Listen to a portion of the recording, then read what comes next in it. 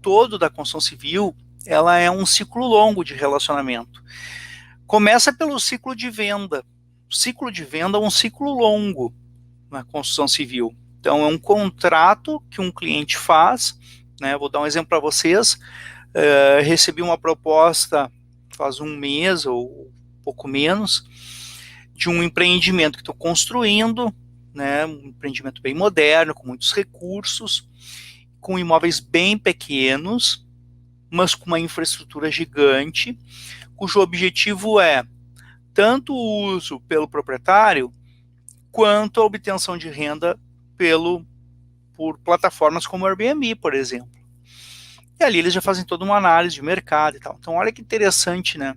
Esse aí é para 2023. Tá? Então, é como se fosse no ramo da construção, é para amanhã, está lançado. Está lançado lá, está lançado o projeto, aprovado, é para 2023. Então, veja que o ciclo de venda já é longo. Que dirá, meus amigos, as garantias sobre defeito da obra, certo? Então, essa obra vai ser, se for cumprido com tudo que foi prometido, ela será entregue em 2023. Se ela cumprir o prazo de obra, ela será entregue em 2023. E aí, eu me deparei com uma decisão bastante interessante do STJ, que trazia o seguinte problema. Deixa eu ler aqui para vocês um trechinho da própria ementa. Tratava-se, então, né, de responsabilidade civil, indenização por danos materiais e morais, na identificação de defeitos na instalação de cobertura de imóvel, ou seja, infiltração de água da chuva. Tá? Então, esse era o tema aqui que estava sendo discutido, né, nesse recurso especial, nessa ação judicial. Então, a cobertura não foi eficiente, houve infiltração da chuva. É um defeito de obra, como tantos outros. Eu diria que o da infiltração é um defeito muito recorrente, extremamente recorrente nas obras, né? Seja aquelas que têm telhado, sejam aquelas que são feitas um trabalho de manta com impermeabilização. Até esse último, acho que tende a ter mais problemas ainda, pela experiência que eu tenho, eu costumo ver mais problemas ainda nesse das mantas com impermeabilização. Pois bem, nesse caso aqui, e não é peculiar esse caso, houve a contratação de uma empresa especializada na instalação de coberturas. Ou seja, eu tinha lá uma construtora que era a titular do empreendimento, tá? Então tem lá uma construtora X, que é a titular do empreendimento, ou seja, ela é a construtora do prédio, do imóvel, e essa construtora, ela contratou uma empresa especializada em coberturas para a instalação de um telhado, e esse telhado deu defeito, certo?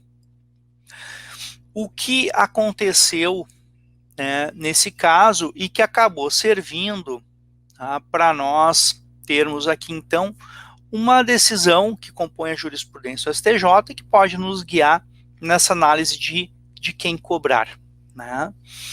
Então, nesse caso aqui, o prejudicado ajuizou a ação tanto contra a construtora, titular do empreendimento, quanto contra também essa empresa especializada. Só que ele não tinha contrato firmado com a empresa especializada. Ele tinha um contrato somente com a construtora. Quem tinha feito essa contratação, essa subcontratação, tinha sido a construtora. Então ele não tinha uma relação contratual relacionada com a empresa que instalou o telhado. A relação dele era especificamente com a titular da obra, específica e tão somente com a titular da obra, certo? E aí, evidentemente, como não poderia ser diferente, veio aquela tradicional alegação, né? Eu vou ler aqui para vocês. Alegação de legitimidade passiva da empresa responsável pela instalação das calhas e culpa exclusiva da empresa contratada para a construção do imóvel. Então veio aquela alegação tradicional, né? A empresa especializada diz o seguinte: eu não tenho legitimidade, eu sou parte passiva e legítima, eu não deveria estar sendo demandada, porque eu não sou a responsável pela obra, eu não tenho relação com esta pessoa que comprou este imóvel. Ele comprou este imóvel da consultora, é a consultora que tem que responder para ela, e eu, né, vou me dirigir apenas à construtora. O que vocês acham?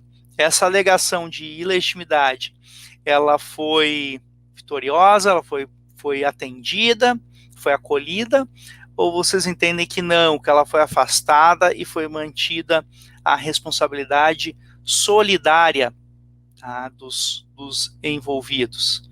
O que vocês pensam a respeito disso? Qual é o argumento de vocês? Então, olhem aqui.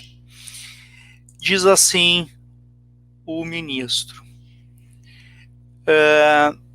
esta Corte Superior entende que há responsabilidade solidária entre a fabricante do produto, a prestadora de serviço e todos os membros da cadeia de consumo pelos danos ocasionados ao consumidor, facultando-se a qualquer integrante da cadeia produtiva o ajuizamento de ação de regresso para comprovar a ausência de culpa e demandar o reembolso do valor da indenização do efetivo causador do dano.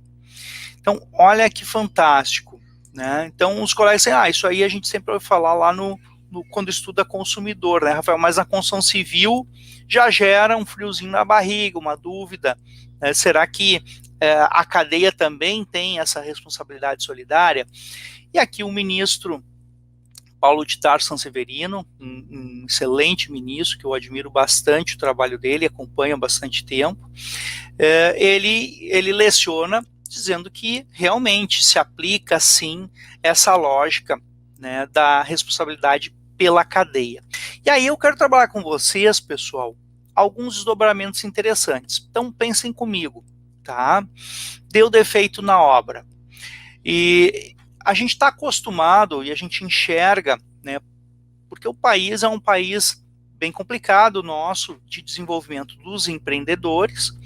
Então, o empreendedor, ele é muito organizado, muito bem estruturado, e ele consegue sobreviver no mercado brasileiro, ou ele vai sucumbindo com as crises que vêm. E na construção civil não é diferente. Muitas consultoras sólidas, que fazem trabalhos excepcionais, vão se mantendo aí durante décadas, e outras vão ficando pelo caminho.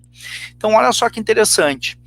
O sujeito aparece, né, aparece para o advogado, com um determinado defeito de obra, e a tal da construtora que precisaria que prestasse a garantia para ele, né, essa construtora não tem condições.